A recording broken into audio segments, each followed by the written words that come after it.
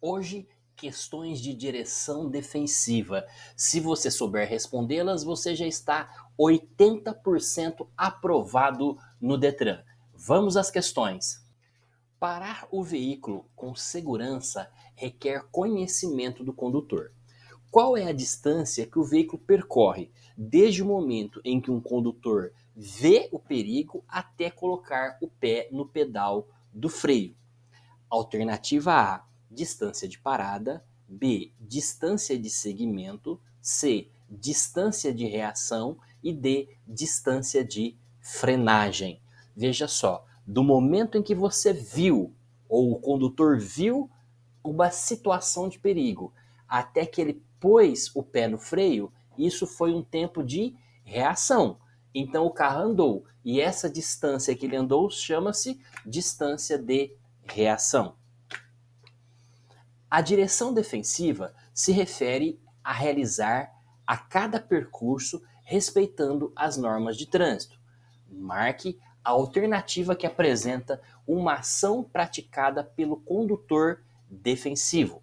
Alternativa A, conduzir o veículo com excesso de autoconfiança para a segurança de todos. B, usar o freio, motor do veículo em qualquer situação para maior controle da segurança. C, dirigir o veículo deixando de fazer o que razoavelmente poderia evitar sinistros. E D, dirigir o veículo de modo a reduzir as chances de sinistros, apesar das ações incorretas dos outros condutores.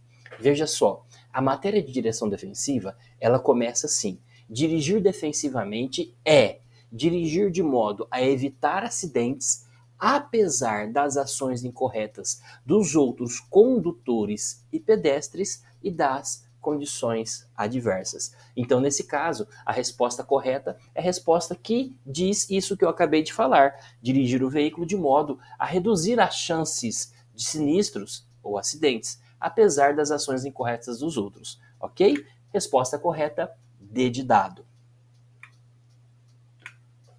O acionamento da luz indicadora de direção do veículo é uma ação imprescindível para a manutenção da segurança no trânsito. O que é a luz indicadora de direção? É o quê? Fala comigo. A seta. Isso mesmo. Podemos afirmar que a utilização pelo condutor é aplicável. Alternativa A, na realização de ultrapassagens, indicando com antecedência a manobra pretendida. B, após a efetivação da ultrapassagem, ao retornar à faixa de trânsito de origem. C, na realização de conversões à direita ou à esquerda e operações de retorno. E D, todas as alternativas estão corretas. Sim, todas as alternativas estão corretas. O condutor defensivo irá acionar a seta ao realizar a ultrapassagem, antes da ultrapassagem, ao finalizar a ultrapassagem e também ao fazer conversões à direita, à esquerda e nas operações de retorno. Resposta correta, alternativa D de dado. Nos dias de chuva, a aquaplanagem é causada pela falta de aderência dos pneus com a via. O que é aquaplanagem, professor? Olha só, aquaplanagem é aquele momento em que o carro, como diz ali na frase, perde o contato do pneu com a via. E esse fator acontece pela combinação de água na pista, pneus em mau estado de conservação e alta velocidade. Então agora, marque a alternativa que apresenta os principais fatores que aumentam a possibilidade de um veículo aquaplanar. Alternativa A, pneus gastos e excesso de velocidade. B, neblina e temperatura da via. C, desníveis na via e excesso de vegetação. E D de dado, todas as alternativas estão corretas. Cuidado para você não ir na todas as alternativas estão corretas. Cuidado, não é essa. Não, professor, então qual que é? A alternativa correta, que aumenta a possibilidade de um veículo aquaplanar, é qual? Pneus gastos e excesso de velocidade. Isso mesmo, alternativa A. O condutor defensivo é aquele que preserva a sua vida e de todos à sua volta. Qual deve ser a atitude correta do condutor quando um passageiro lhe dirigir a palavra enquanto ele conduz o veículo? Alternativa A: responder sem voltar a cabeça para o passageiro, mantendo a atenção no trânsito. B: responder movendo a cabeça na direção do passageiro para lhe dar atenção. Alternativa C: parar o veículo em qualquer lugar para responder ao passageiro. E alternativa D: ignorar o passageiro, pois é proibido o condutor conversar enquanto dirige. Vamos lá. Não é proibido conversar enquanto dirige, tá certo? Então, podemos descartar a alternativa D. Vamos também descartar a alternativa C. Por quê? Você não pode parar o veículo em qualquer local. Existem locais apropriados para parar, se for o caso de conversar com a pessoa ou até atender um telefone. Agora, responder movendo a cabeça na direção do passageiro, você não olha o trânsito, porque você está olhando para ele. Então, o certo é qual? Já sabe, né? Alternativa A: responder e continuar olhando firmemente para o trânsito. Como é considerada a atitude do condutor ao olhar diretamente para os faróis do veículo que vem em sentido contrário enquanto dirige à noite? Alternativa A: é prejudicial à visão dos condutores, podendo causar o ofuscamento e também se torna favorável ao acidente. B: uma técnica defensiva utilizada para evitar que conhecemos como efeito penumbra. C: obrigatória, pois auxilia o condutor no desempenho seguro da direção. E D: necessária, quando o condutor procura o apoio visual em vias sem iluminação pública. Olha só, nesse caso, preste atenção comigo. Entre na situação, você está dirigindo à noite e você olha para o veículo que vem com aquela luz alta. Isso é bom? Não. Vai causar o quê? Um ofuscamento na sua visão e você não vai enxergar bem naquele período de tempo. Então a resposta correta, alternativa A, é prejudicial à visão. Mas professor, e o que eu faço quando vem aquela luz alta e eu não consigo ver? Você olha para a linha da direita. Você dirige aqui, olhando e alinhando o seu veículo, rapidamente vai passar pelo outro e aí você volta a olhar para frente.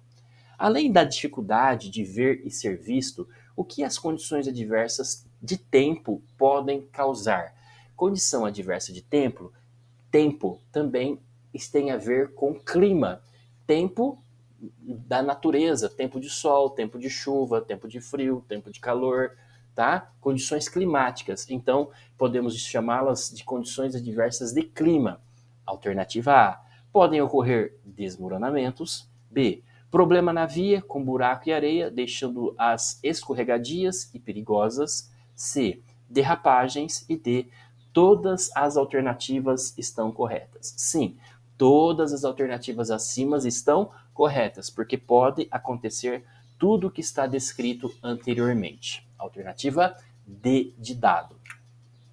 Cautela nas manobras de convergência é uma medida defensiva em cruzamentos. Indique qual situação o condutor poderá efetuar retorno nas vias públicas. Alternativa A: em qualquer lugar, desde que sinalize sua intenção da manobra. B: em locais determinados pela sinalização para esse tipo de manobra. C: após as 22 horas, onde existir sinal luminoso. E D: todas as alternativas acima estão corretas. De novo, cuidado para não ir em todas as alternativas.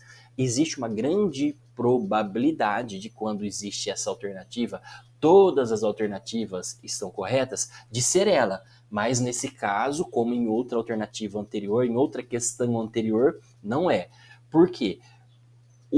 A situação em que o condutor pode fazer o retorno nas vias públicas são em locais determinados pela sinalização para esse tipo de manobra, ok? Resposta correta, B de bola. Existem muitas condições adversas do condutor. São condições físicas e mental, respectivamente. Alternativa A, fadiga e preocupação. B, insegurança e dirigir alcoolizado. C, inabilidade e dirigir com a visão deficiente. E D, tristeza e sono. Então, condições físicas são fadiga, são falta de visão e também podemos dizer sono. Sono é condição física, tá? Agora, preocupação, tristeza, insegurança já são condições mentais. Então, nesse caso, nessa ordem, condições físicas e mentais, nós temos fadiga, é uma condição física. O que é fadiga mesmo? Cansaço. Cansaço é uma condição física. E mental, preocupação. Quem está preocupado está com a mente cheia de pensamentos. Então, a resposta correta, alternativa A. É efeito da força centrífuga. Alternativa A, o deslocamento do veículo para o lado interno da curva. B, a falta de estabilidade provocada por pneus com calibragem acima da recomendação do fabricante. C, o deslocamento do veículo para o lado externo da curva. E D, o deslocamento lateral provocado pela passagem de veículos de grande porte em alta velocidade no sentido de tráfego contrário. Existem duas forças que acontecem a combinação da curva fechada e da alta velocidade, que é a força centrífuga e a força centrípeta. A força centrípeta, que não é a que está perguntando aqui, ela tende a jogar o veículo para dentro da curva. E a força centrífuga é a força que desloca o veículo para fora da curva. Então a resposta correta é a alternativa C. Agora você está mais perto da sua aprovação no Detran. E se você ficou até o final, escreva aí: fiquei até o final. Um grande abraço e até o próximo vídeo.